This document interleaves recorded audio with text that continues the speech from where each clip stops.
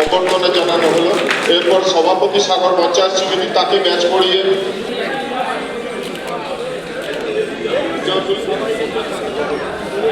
সাগর BDO সাহেব শ্রী কানাইয়া কুমার রাখাতে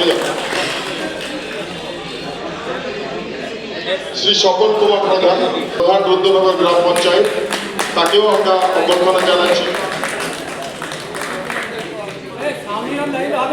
আমরা স্বাগত জানাবো। ইতিমধ্যে এসছেন কর্মাধ্যক্ষ শ্রী অমলেন্দু পাল মহাশয়কেও আমরা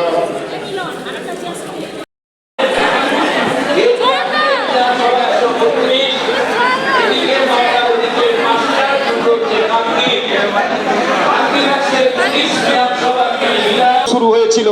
আজকের দিনে অন্তর্বর্তী বাজেট যখন ভিডিও সম্প্রসারণ হয়েছে টেলিভিশনে, পরের দিন সকাল 10টায় প্রত্যেকটা মেসেজের মাধ্যমে এপ্রিল মাসে আমার যুব সমাজ আগামী দিনের ভবিতব্য যারা, তাদের দিকে লক্ষ্য। আমি বাংলার জননী হিসেবে যেহেতু স্বীকৃতি পেয়েছি কর্মকাণ্ডের মধ্য দিয়ে, আমার লক্ষ্য আগামী ইয়ং জেনারেশন। তাই তিনি ঘোষণা করেছেন যুব নবীকরণের মধ্য দিয়ে 21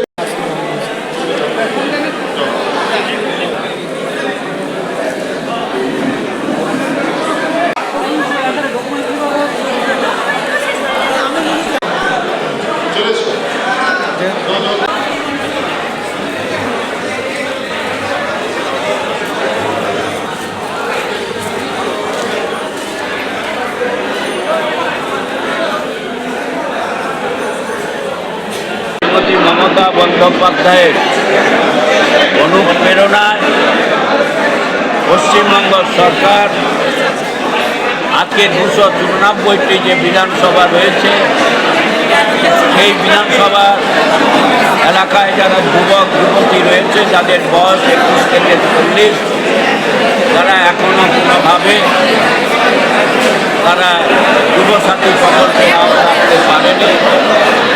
তাদের জন্য প্রতি মাসে 1500 টাকা করে তারা পেতে পারে 5 বছর। সেই ব্যবস্থাকে তিনি সুনিশ্চিত করেছেন। তারই প্রেক্ষাপটে আজকে সাগর বিধানসভার অন্তর্গত আজকের কৃষক বাজারে আজকের প্রথম দফায় আনুষ্ঠানিকভাবে আজকের সেই যুবসাথী ঘর যারা আবেদন করেছেন তাদের হাতে তুলে দেওয়া হচ্ছে। এটা টোটালটা মনিটরিং করছেন আমাদের সাগর ব্লক সমষ্টি উন্নয়ন আধিকারিক এবং সাগর পঞ্চায়েত সমিতির তরফে।